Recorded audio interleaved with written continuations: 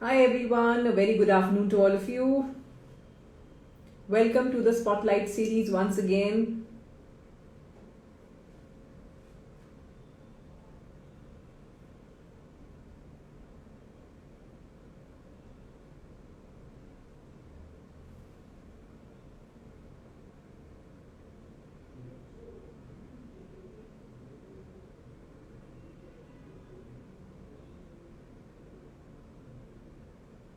I'm doing good, a very good afternoon.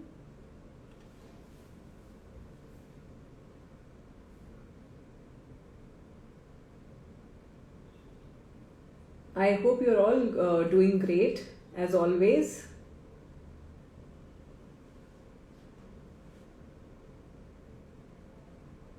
And you all had a great Diwali.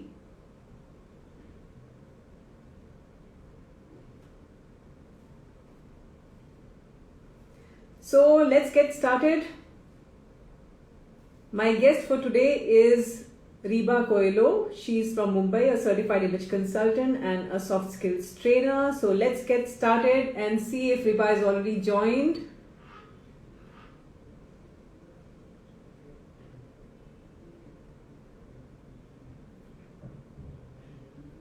Yes, so Reba is here and I am accepting her request.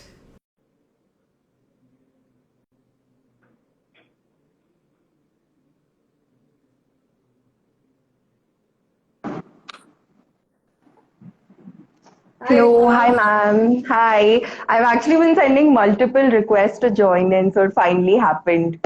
Thank you so much. And why are you doing so?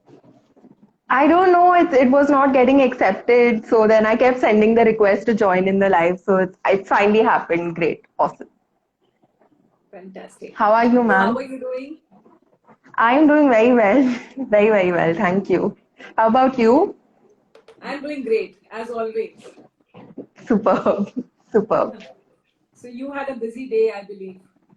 Yes, I was actually coordinating with, Sarika, and I was like, I hope I make it on time for this live. So I was very happy when I reached much before the time for the live. So I'm good on time.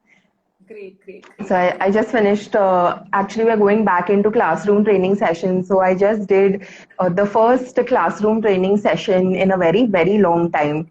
And it's taking like a huge now, I think it's taking us so much time to go back into that classroom training mode because we've gotten so adjusted to taking, our online training sessions now. So So big life's getting back to readjustment. normal, huh? Life is getting back to normal. It's a new normal again now, I think, because, now again I have to like get myself used to the classroom scenario. But yes, it was a good day. So how did it feel to go back to the classroom after almost 2 years? Nervous, excited, like too many emotions all at the same time. But I was like really happy that it happened. So finally now we're going back and I kind of got the feeling of what it's like to take a classroom training session. I think I'd almost forgotten it with the number of online training sessions I've taken in the past 2 years. Right, So yeah. right. Absolutely amazing. So what was the classroom size?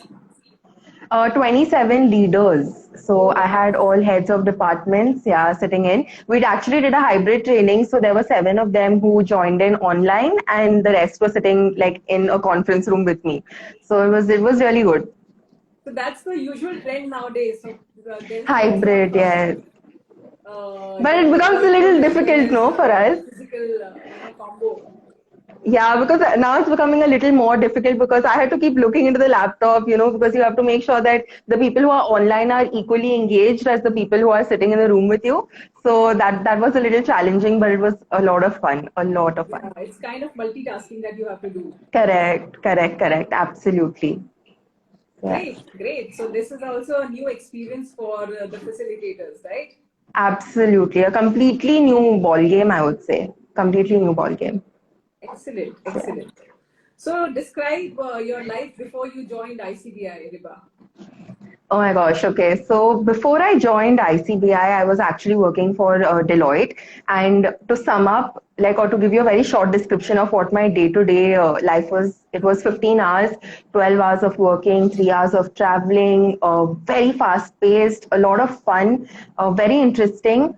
But I guess when what happens is when you're continuously in that sort of a rat race, or that kind of environment, eventually the burnout happens much faster. So I was there for 3 years, and I think I had already started achieving something called as burnout, like low levels, but I had already started achieving it. And burnout is something that happens to people after like 10 years of being in the corporate space, or sometimes 50.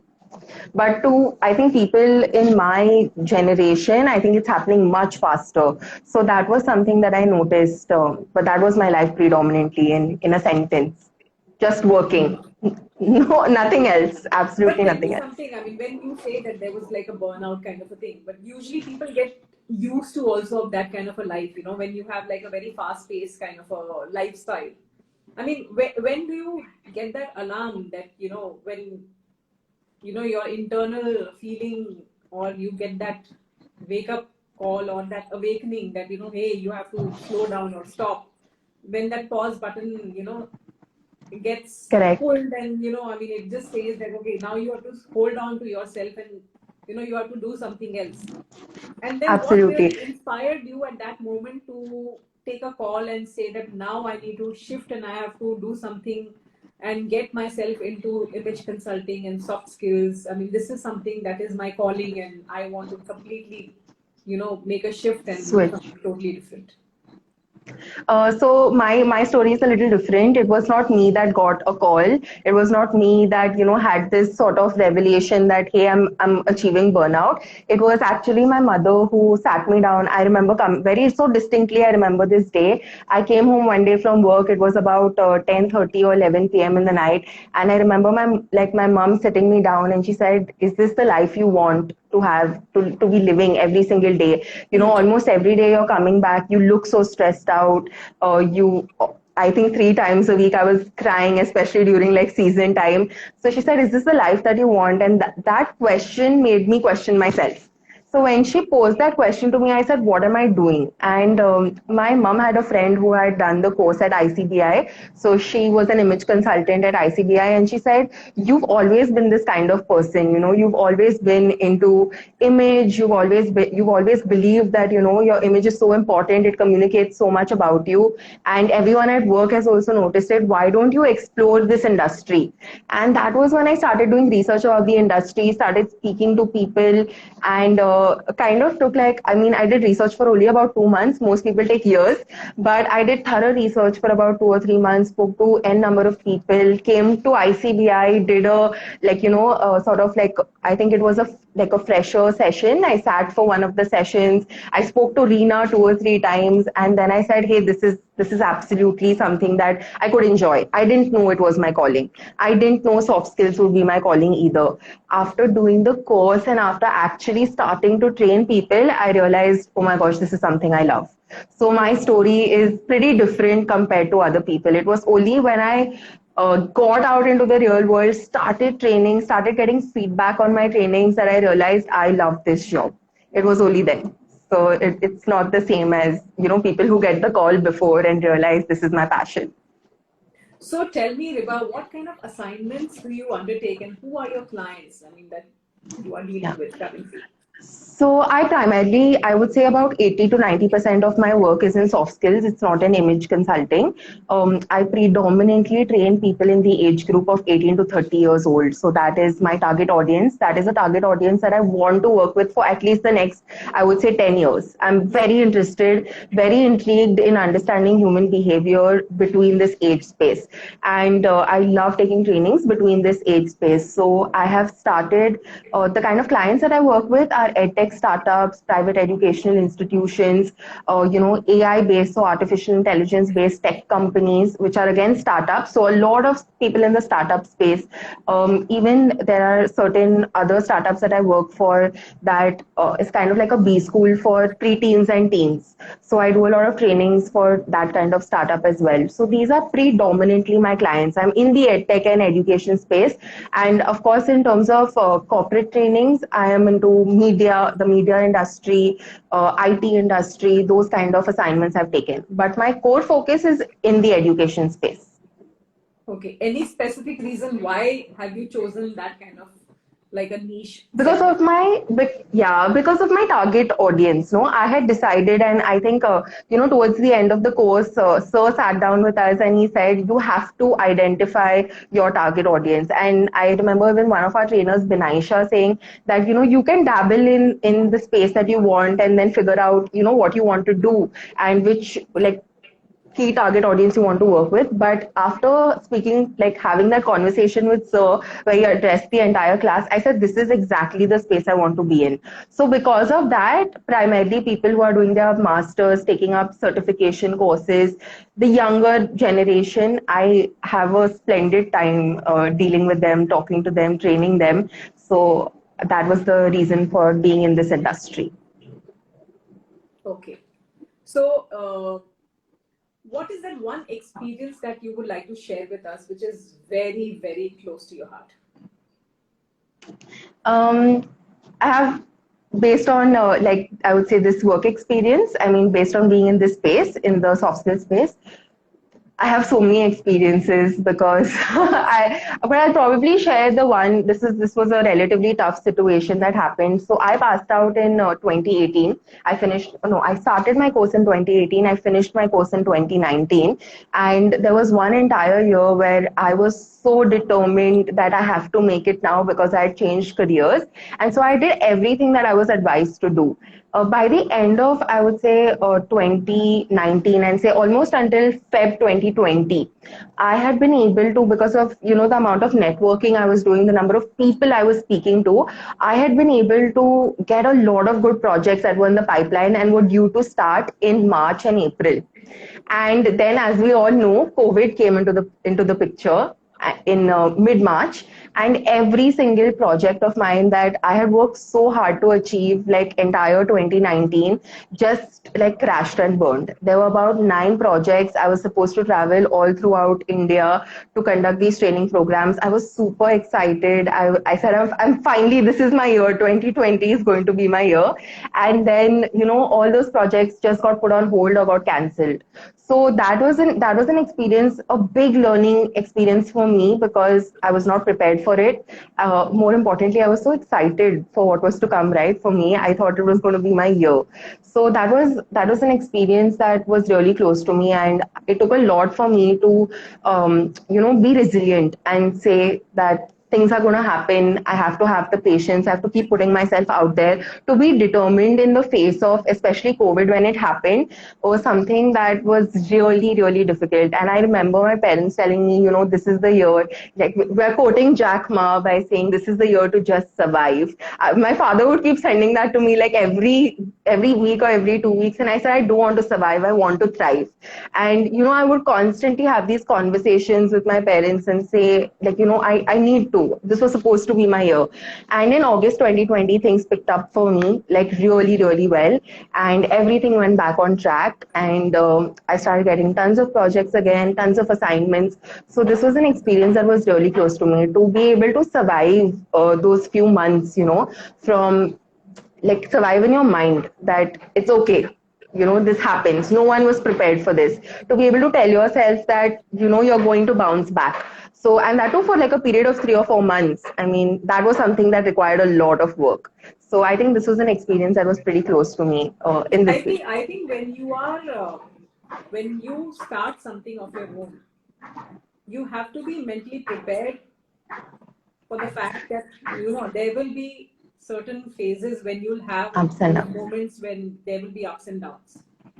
Absolutely. So, I think we were even told by ICBI, especially in the business program, we were told, and I remember so using this exact phrase, okay, that it takes about 3 years to get settled. And we had spoken to all our trainers and we said, and even they told us it's going to take you at least 1.5, 2 years. ICBI is still being a little cautious and saying 3 years. And it doesn't mean you won't do any work in 3 years, but you have to be prepared for that fact. But I'll tell you what happened with me. I bagged my first paid client within the first month of me finishing my course. So I was not used to, the 3 year wait or being patient So that things will exactly, you happen for tasted me. blood very fast.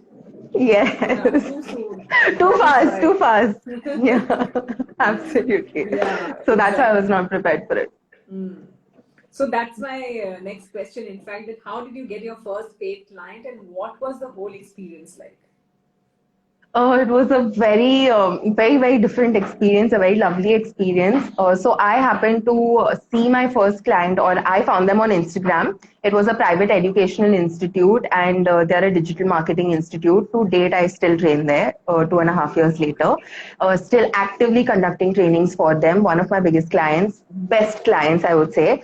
So what happened was I happened to get an ad on Instagram of this institute, and when I saw this ad on Instagram, I said this looks like the perfect place for me to do trainings. You know, there are tons and tons of batches. There are so many students. This and I all in my target group. I said I'll really enjoy doing trainings here. And so I happened to just like kind of do a cold call, right? I just send them a message, went to their website, send them a message. It just so happened that they were looking for a soft skills trainer at the time that I messaged them. And so they set up an interview. I went for the interview. My interview lasted only 10 minutes. Now, for anyone who studied interview skills, or they say the longer your interview, the better, right? So I was like really apprehensive. This guy was agreeing with everything I was saying. He was on point. He said, "You've done a fab presentation. I'm very happy." And he said, "Yeah, we're going to begin. We're going to start by giving you 4 sessions. We'll see how you perform, and then we'll take it forward from there."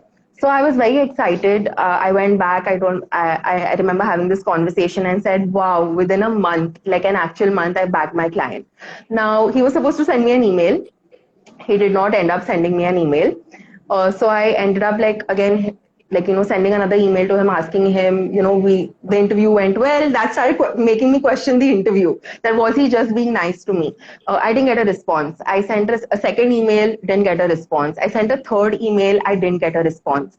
And again, just this word resilience, right? I remember sitting down and saying, hey, I'm going to send one last email. I'm going to try my luck. He seemed genuinely interested. He seemed like he liked my pitch. So I did one last email, and he responded saying, I'm sorry, I've been extremely busy. Let's set this up right now. By the end of the month, they had assigned me my 4 training sessions. I started the next month itself, like from the first of the next month. Yeah. So it was that fourth email that I ended up. Follow up is also very, very important. So important, so important. And the thing is that we feel so bad and we don't feel like following up. You feel like almost like, you're sort of begging, but it's not. You never know what they're going through. And just like he said, I've been so busy that I just haven't been able to get back to you, but we really want to start these sessions. So that was how I bagged my first paid client. Brilliant, brilliant. And they're still my client today. Oh, is it? Yes, absolutely. I'm doing about almost, I would say, 4 to 6 training sessions per month with them. Fantastic. Yeah. So how many training sessions you must have done till now, Reba? I honestly don't have the count of the number of training sessions I've taken, but on average, I'm doing about, I would say 9 or 10 training sessions is like my low average per month. On a good month, since it's, freelancing, on a good month, it's, I would say 15, 20, 25 also. On a regular month, it's about 8 or 9 or 10 training sessions. Wow, per month. That's awesome. Yes. It absolutely is. Tell me, how have you personally transformed after doing this program? I mean, I want an honest answer. And on the scale of 1 to 10, where have you reached by doing ICBI training? So I had initially taken up the course because I wanted a change in career. I thought this was something that I could potentially like and enjoy. I'm sure you know this, but the first session, or at least in my time, the first soft skills training session that we go through is on self-image. I'm sure you're aware of this, right? We had a fabulous trainer, and we did this session. I came back home saying I was in 8 hours of therapy today. And it felt so good to do this because the entire course at ICBI, that entire year that I was there, it felt like I was constantly working on myself, constantly finding flaws in myself. In terms of image consulting, also, I remember Vinaisha telling me so much that, really pushing me to change, because I was someone who will wear black and white and will not incorporate any color in my clothing. I incorporated no prints. The very fact that I'm even wearing a check blazer today is like a huge transformation for me. So I started incorporating colors in my life. I started incorporating prints and patterns. I saw so many different aspects. I fell in love with the whole subject of image consulting. I think it's such a beautiful subject. Unfortunately, I've not conducted many trainings in image consulting, but I would love to. I mean, I've done a few, but I would love to pick those up as well, because they're so much fun to do as a trainer. So I do personally think that, ICBI and the course, because I took it very seriously. I think, one of the few people in my batch who took the course extremely seriously. Assignments were done on time, assessments were given on time, everything was done. Questions, I think, one of the students in my class who asked the most number of questions. And so I personally transformed a lot in my course in ICBI. I think I came out as a much more confident person, a much more confident person. If it wasn't for ICBI, I think it would have taken me at least another 4 or 5 years. And then what happens is, when you choose a career like this, you're constantly doing research, right? Especially in soft skills. So whether it's emotional intelligence, whether it's leadership, whether it's, I would say, presentation skills, you're constantly reading. And so that helps you improve as well, because somewhere you're kind of digesting the information that you're absorbing. So I think in terms of that also, there's been a lot of improvement in myself. But of course, I think improvement will just always be required for everybody. You never reach 10. So I think on a scale of 1 to 10, maybe a 5, because I just think there's so much more scope for improvement in everybody. And I don't know if I'll ever reach a 10. But the goal is, at least I was at maybe a 1 or a 0 when I started. So I'm very happy that I've reached a 5. But I think there's so much more scope for growth. So much. Absolutely, absolutely. And I also feel that it's not just what you learn in the class. There is so much that you need to learn even otherwise. I mean, there is constant requirement for you to keep updating yourself. That is something which is very, Absolutely. very important. I mean, this is not something where you only do what is required in the classroom. I mean, there is so much Absolutely. updation each day one has to do, on a regular basis. Absolutely. So that is the reason that I've also now I'm pursuing my executive MBA from TIS, like the Tata Institute of Social Science, and I'm doing it in organizational behavior and change management. So I really want to, I mean, soft skills predominantly has increased my inquisitiveness in human behavior, and now I want to learn how people function within an organization and how behavior is impacting, how people function in organizations. So power dynamics is something that I'm very interested in, and I'm currently studying and will continue to study. So there's always, you will never feel satisfied with the amount of knowledge you have. And I think if you are satisfied, then you're not studying enough. So So I within so constantly. within soft skills also, are there any specific topics that are very close to your heart? Yes, absolutely. So I think emotional intelligence is something that I love. I do this empathy sharing activity whenever I conduct this session. It was something that we did in class as well.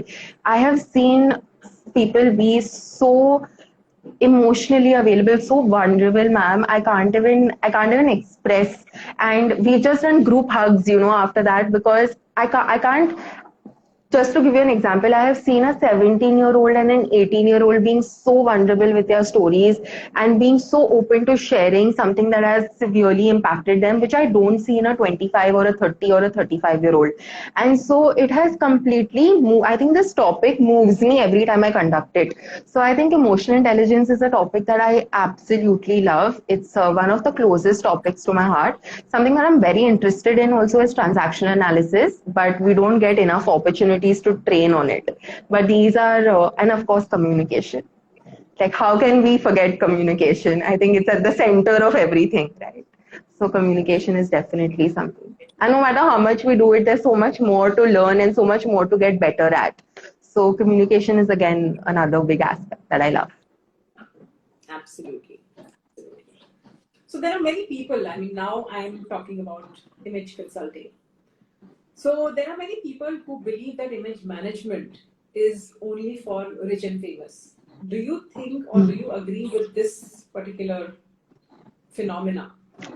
Or you think that this is Absolutely not. not just for rich and famous and this is for all strata of people, all Every strata? single person. Yeah, for every single person. And I keep saying this, a lot of people think image management is about being in a three-piece suit all the time or, wearing extremely expensive clothes. It's not. It's actually not. It's about wearing clothes that make you feel so confident and so powerful. Like wearing clothes that make you feel so good about yourself. And that can impact you. I think a lot of people take dressing very casually. Sorry. Sorry, I think a lot of people take dressing very casually, and it's something that I address in every training session of mine. So I completely disagree with this notion, and I don't think it takes a lot to to be well dressed. I mean, just understanding yourself, your body, your personality, that itself can, really help you in terms of image management. Absolutely. And I completely agree with the fact that it's not just, see, when we talk about image management, it's beyond clothing. I mean, it's the psychological implication. We are talking about, Absolutely. I mean, how do we impact people? So it's the effect of what we do. How do we socially impact people? So Absolutely. first and foremost, this rich and famous phenomena has to get out of the window. This impression that most people feel that, I mean, this is only for rich and famous, this is something which is very expensive, and this is only for people who can afford, a very expensive image consultant. So all these things are, I think, the blocks which are there in the mind. So I think first and foremost, all these blocks have to be moved or, removed from the mind. Because first, Absolutely. the most important thing is that how you carry yourself, how you present yourself is something which is very, very important. Impression management. When we talk about Extremely important. impression management is important for a maid also. Impression management is Abs- also important for a guard. Impression Absolutely. management is also important for an office assistant. So it's not just So about somebody who's wearing a three-piece suit. It's important for everybody. absolutely, 100% agree with you. I mean, I've had people tell me, like, why do you need to dress up to, go to a Kirana store to buy your bread? Why do you need to look decent if you're just going down, like, to buy something? But it's not about dressing because people may judge you or people may, like, think certain or think a particular way about you. Oh, I may meet someone. You're not doing it out of an insecurity. You're doing it because it makes you look so much more confident. And of course, impressions matter as much as people think that, we live in a world that's not judgmental. We do live in a world that's extremely judgmental. And so maybe when you're going down, it may not matter, but I mean, if you're going to an office, you're going for a client meeting, you're going to give a training. If you don't look the part, if you don't play the part, people are not going to believe in you. No, it's as simple as that. They will say, why do I have to sit and listen to this person? She calls herself an image consultant. She doesn't look like an image consultant at all, or she doesn't speak like an image consultant at all. So I think it's extremely important. I completely 100% agree with you. I am personally trying to break this notion and this concept that people have that, clothing doesn't matter and there's no such thing as clothing psychology or color psychology. I address it and it's hard to address it, ma'am, especially in the creative field, because a lot of people, over there are, say they're in that Facebook kind of concept, or they'll bring Mark Zuckerberg into the picture, or they'll bring, maybe a Sundar Pichai into the picture and say, they don't dress up, so why should I? Or they'll bring Bill Gates into the picture. He wears a sweater vest all the time. But you've not reached that position in your life yet. And when you reach that position, then go ahead and wear whatever you want. When you build a $1 billion company, you can do whatever you want. Till then, it's going to matter. People are going to judge you. So Absolutely. And I at the think it same matters. time, Mark Zuckerberg will wear a suit when he has to go for important meetings.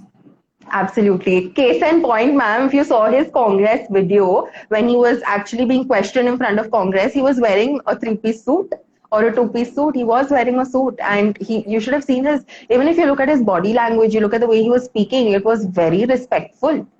So, and same thing with Sundar Pichai. Same thing with Sundar Pichai when he was called into Congress. So, I do try to address this topic, but I think the entire image fraternity needs to come together and start addressing this These topic are in all every training defensive session. mechanisms. These are all defensive mechanisms for Absolutely. all those people who Absolutely. don't want to dress up. Correct. So all True. those people who don't want to look nice, they have all the reasons to say that I don't want to look nice because Mark Zuckerberg doesn't wear, formal wear, formal Yeah. attire, True. and he doesn't wear suits. So that's fine. If you don't want to look nice, it's totally your choice. But if you don't want to become successful in life, you can choose to wear whatever you want to. It's absolutely Correct. your choice. But then, if you have to wear something, you might as well wear something that will help you, aid you in achievement of your goals. Absolutely. So it's totally, absolutely your choice. So Completely. nobody can force you in dressing up. Nobody can force you in looking good. Nobody can force you in presenting the best version of yourself. And I've actually You can told choose people to just hide it. try it, especially the defensive ones. I said try it for one day and come back to me. Just try for one day. One day that you have a presentation, one day you're giving a pitch, one day you have something important going on. Try dressing up on that one particular day and tell me how you feel. And if you even look at it, if someone just compliments you on a particular day, right? Or they ask you, is it your birthday? Why have you dressed up today? I mean, don't you feel good about it when someone says, I mean, you're looking extremely fabulous today, or you look really good today. Is there something special that's going on? You said, no, nothing special. I just decided to look good today.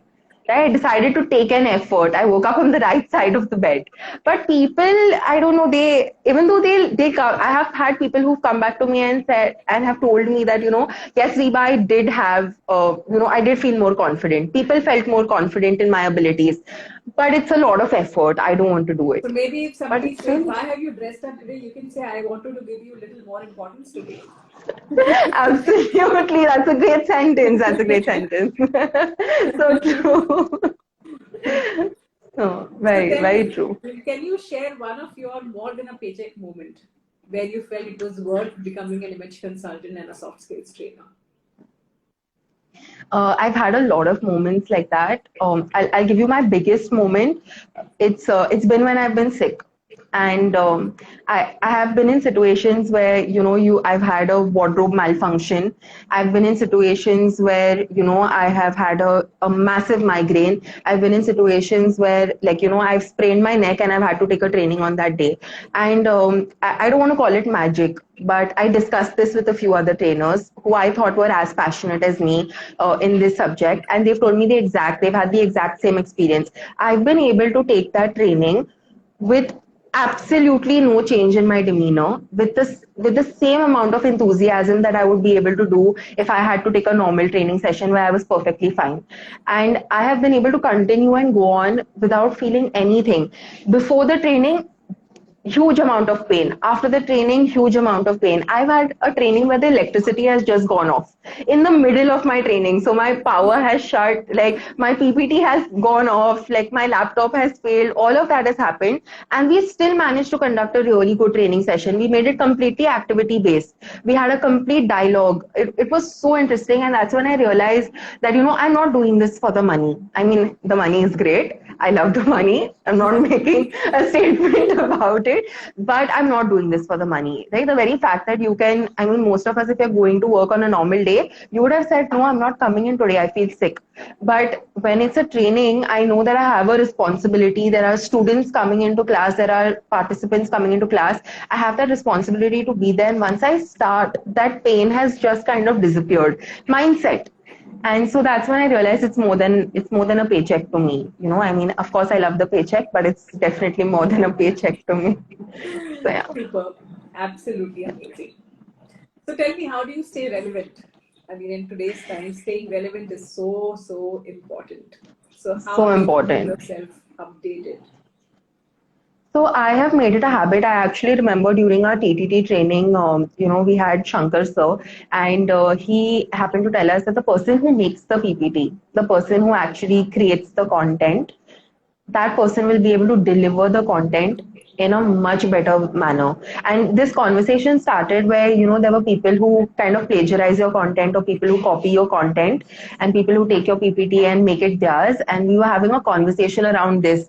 And that is when he said that you shouldn't be worried about this, because if you create your own content, number one, you're doing the research. Number two, you're putting in the content. You will be able to deliver a much, much better session. So I make it a point to create all my content, to do all my research by myself. There is no one helping me. And I hope for the foreseeable future, I don't have to onboard someone to help me. I want to do this myself, because that's what helps me answer questions in a training. That's what makes me so confident. Knowledge is power. And so every single day when I'm doing research, I spend at least about 1 or 2 hours a day doing research, like just reading articles. So anytime I'm traveling, I'll see an article that I like, I save it, and then my 1 hour a day or my 2 hours a day that I like assign for research, I'm sitting and I'm reading at that point in time. So that is something that is almost like a ritual for me now. I have to do research, and without research, my day is not over without reading at least 3 articles. So that is how I think I stay relevant. I still think there is so much more information out there, but I'm just doing my bit. So yeah. Excellent. So That's do what you it is. also conduct a lot of open webinars for the When I participants? Yeah, I would love to. Honestly, I really would love to. Right now, I have so much going on and paid trainings happening that I don't have the bandwidth to do open sessions. But when I do an open session, I like it to be an open, like a free session, because I haven't, but I used to do it when I started out.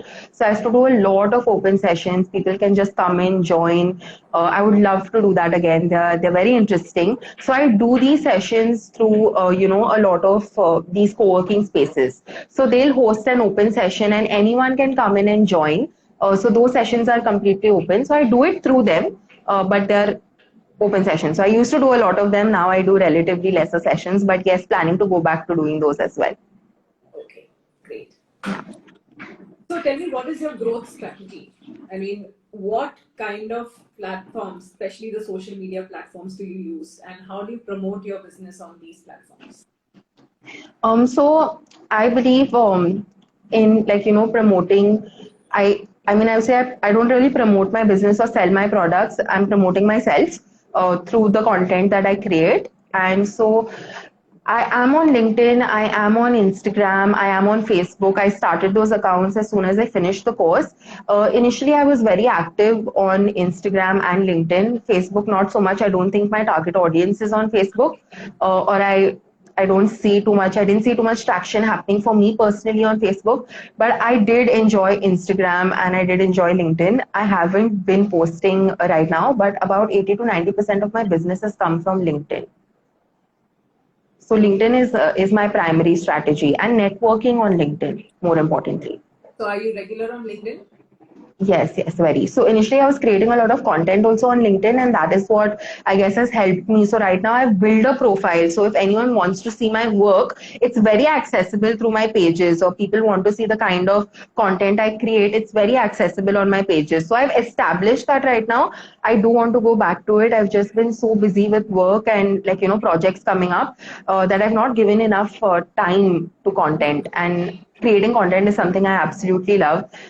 So I've kind of put that on the back burner right now. I think it's so important to put yourself out there. It has definitely helped me. I think Upgrad is a client of mine. I got them through LinkedIn. The only reason I would say 80% is through LinkedIn is because I happen to find my first client on Instagram. So I have to give Instagram some credit. So that's why Instagram. But otherwise, from my professional account on Instagram, I've gotten a few one-on-one coaching sessions. But the major clients, the clients that are giving me regular training sessions, have predominantly come from LinkedIn. So I'm pretty active on LinkedIn in terms of networking now. Okay. All right, great. All right, so one last question. What is your message to all those aspiring people who are wanting to get there and become an image consultant and a soft skills trainer? Any piece of I think advice for them from your side? I wouldn't say advice. I mean, at the end of the day, we are all kind of just trying to figure it out and trying to make it work. But I would suggest that, if you're going for the course, and I've told this to everyone who's come to me and asked me about ICBI and the course, I said the course is great if you work as much as the course works for you. You cannot go and say the course is going to give me 100% if you're not putting in the effort.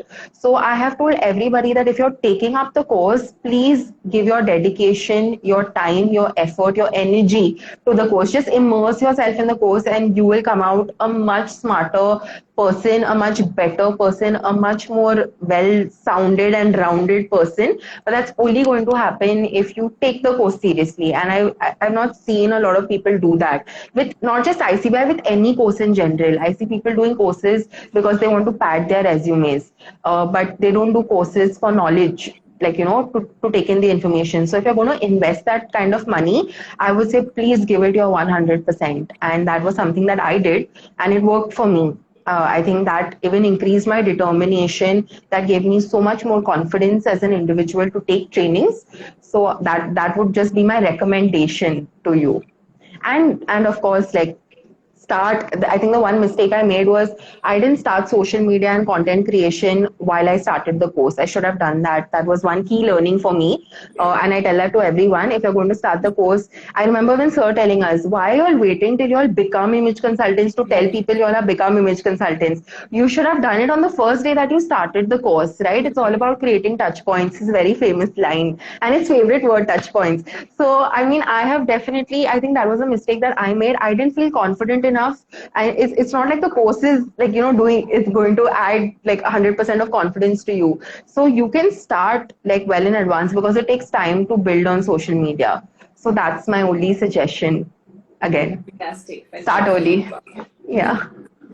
So this conversation was awesome. And your Thank you so confidence is much. so contagious, and I'm sure people love hearing you. Thank you so much. Thank you. Thank you so much, ma'am. It I was absolutely lovely love this having you here, conversation too. Riba, and I think we should Likewise. meet once in office. Yes, absolutely. Now I think things have opened up. It's much easier to travel also to office. So Absolutely, absolutely. absolutely. So we are in office now, all throughout. So whenever it's possible, Okay. you do come over. We'll have Absolutely. a I'll great drop in. chat in office. So looking forward to meeting you soon.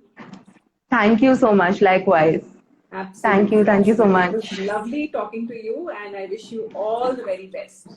Thank you so much, ma'am. See you soon. Yes, thank you so much for being a part Thank of you this conversation, and thank you all the audience today who were a part of this for interactive listening session, in. for being a Thank you part so of much. our live today. And we'll see you next week once again. And until then, this is Reba and Suman Agarwal signing off for today. Bye. Thank Bye, you. Reba. We'll see Bye. you again. Thank you. Bye. Bye.